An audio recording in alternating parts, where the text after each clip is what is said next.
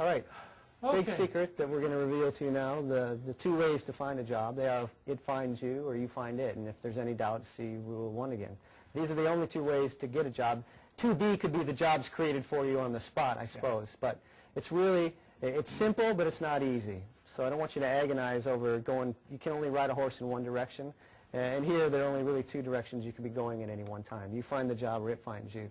Now, David's background in the military helped him to write guerrilla marketing for job hunters in a really effective tone because he's actually don't have combat experience, but more than I do. So, I mean, he can talk at length about the force multiplier effect. Guerrillas do both here. They don't just look for a job, but they also have their LinkedIn profiles snazzy, and they're trying to be out there in play and have the job find them while they're also looking for the job. So if you're doing both things at once with total effectiveness, you can't help but get hired faster. And the math is really easy. You know, if there are 100 people that apply for a job that you saw in the newspaper, for example, and you're one of them, you're 1 out of 100, right? If you follow up, as Martin teaches people to follow up with their resume, well, your odds are now 1 out of 50. If you send a second resume because you're not sure that they got the first one with a slight different twist, well, you're now 3 out of 100. What's that, 33%? You're 1 out of 30. What? You can tell I'm not the math guy, right? But you get the point. You can do multiple things, and you should do multiple things to make sure you're focusing in on those opportunities and those, as the marketing people say, the touch points to make sure you're top of mind. Yeah, the easy way to think about the force multiplier effect, it's another way of saying synergy, basically. Who here would, if you're of our age, 40s and up, when you were younger, who here would have wanted to have Ringo Starr play your high school prom? All right, how about the Beatles? Oh, yeah. Right? What's the difference? He's a musician. Well, with John, Paul, and George, there was a certain synergy there. How many of them had super wildly successful careers on their own? John and Paul did well, but nothing equaled the White Album or Abbey Road. It's because there was synergy. The whole was greater than the parts. So when you've got, we've talked earlier, if you've got the blog, the resumes on target, you're networking effectively here, you've got your 30-second pitch. When you're doing all these things correctly, all of a sudden you've got synergy. And you can smash through the barriers that much faster. So think synergy as another way of looking at the force multiplier. Oh, I love this slide. This is what you see in the Globe and Mail or the Toronto Star, the stuff above the water. We all know the stats, right? But this is just so visual. 5% of the jobs, was it, Martin, 10% of the jobs that are advertised? 6%, yeah. And most people spend their time, you know, opening the newspaper, rushing at those things, going to the job boards, going after those things, and you know, you're competing. When you do that, you're competing, and you're one of many. You're better off to be one of one. And I know this is a long build-up, but we're getting to this stuff. The stuff we're going to show you over the next couple of slides is how you get into the hidden job market where all the rest, that's my client, sorry, we'll just ignore him. You didn't listen to my damn advice. I know. What did I say at the start? Turn off yourself. I'm sorry. And I hate, anyway. I flew from Minneapolis for that. That's This is what you're going to see for the next couple of weeks underneath of that water. Most of you won't be here by the time next month rolls around if you listen to our advice tonight. Fly away. Okay, the hidden job market. Why is it hiding? It's not really hiding, but there are many ways a job is created, and oftentimes a job is created first in someone's mind. An employer's mind. I got a problem. I got to fix it. But they don't have time to spec it out. They don't have time to go looking. They don't have time to do a whole bunch of things. So the job stays in their head, okay? Or there's something the company wants to do, but they don't want anybody else to know about it because it's a competitive thing. So the job stays in their head. None of those jobs are advertised, right? Okay. So what else happens? Here's what happened in the last recession to me.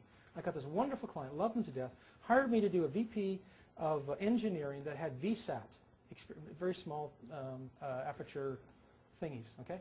They're dewies, not really thingies. Anyway, I needed a guy that had actually set these up in Mongolia. VSAT's in Mongolia. There's 3 guys in Canada. They're all out west. None of them moved to Ottawa. So I go back to the client after 4 months, painful, 4 months. Said, listen, VSAT is 4% of the business. Microwave is 35 or 40% of the business. Let's focus on the microwave. Forget about the VSAT. It was a nice to have, but we're not going to do it. He said, great. But listen, David, you've been at it for a while, so we want you to run an ad. This is 2002. I said, listen, this is not going to work. He said, no, we want you to run an ad. I said, fine. You write the ad. I'll approve it. You place it. And I got a week.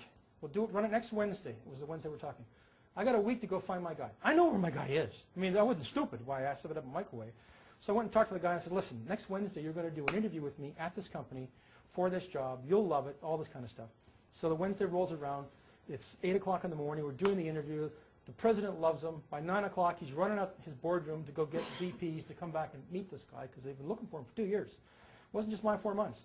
And then he gets another VP, and by noon time, we're bringing in lunch because we're not letting this guy go. Okay? And the HR director comes to me and says, listen, we got about 900 resumes that had been emailed in so far. And he said, what do you want me to do with them? I said, just keep counting. We're in the middle of this. So we do lunch, we do the other thing. So it's 4 o'clock. We let him go home. But the agreement is, the offer's in his hand. And the gentleman's agreement, we all shook on it. The gentleman's agreement was, he's going to take this job as long as his wife says it's okay. Great. So he goes home. He took the job, by the way. That's not the part that's scary. The war story is, 5 o'clock, the president comes to me and says, we got about 3,000 some odd resumes. Ended up with 3,911, something like that. And he says, what are you going to do with them? I said, me. I'm done here. My guy is going to come back tomorrow and take this job. My job is finished. You get your HR department to call them. 3 weeks later, they got 4 lawsuits on their hands. 4 lawsuits, 3,911 people, 4 lawsuits. Nobody believed that they had put an ad in a paper and found the guy the same day. And you're not going to explain to 3,911 people the same story, right? Well, we really started this 3 months ago. So what happened was, in Ottawa, the word got around. If you got a job, God, don't tell anybody. Hire a recruiter. Hello?